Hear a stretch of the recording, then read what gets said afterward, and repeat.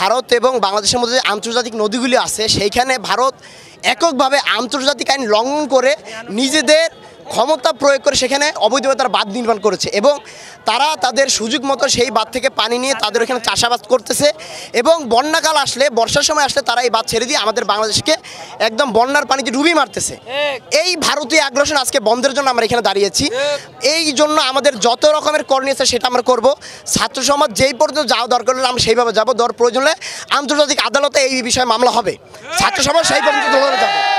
ভারতীয় আগ্রাসন বাংলাদেশের উপর আর চলবে না, যে এখন চলে সেটা আর চলবে না। ভারতীয় আগ্রাসন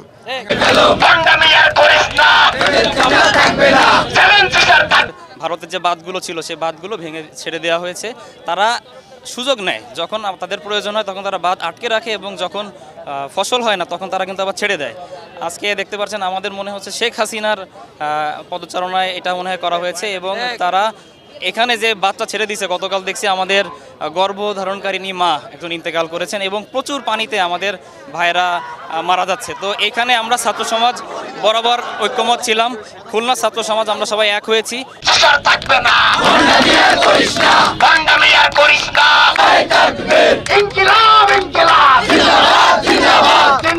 নতুনভাবে আমরা দেশটাকে দ্বিতীয়বার স্বাধীন করেছি, সেইটারে আর নস্যাৎ করার জন্য এরা বিভিন্নভাবে ষড়যন্ত্র করতেছে। তার বিরুদ্ধে আজকে আমরা এইখানে খুলনা শিববাড়ি মোড়ে আমরা অবস্থান করেছি।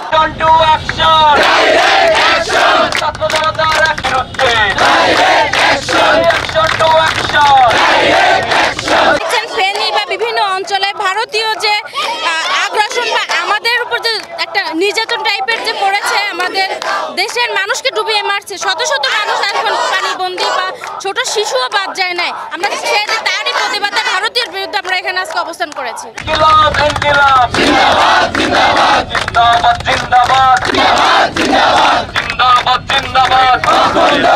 যদি আমাদের বাঁধ বন্ধ না করে, আমাদের মানুষ যদি বিপদে পড়তে থাকে, আমাদের পানি তো ডুবে গেছে, এই অন্যায় যদি বিচার না হয় তাহলে ভারতের পণ্য আমরা সম্পূর্ণ স্বেচ্ছায় বয়কট করব।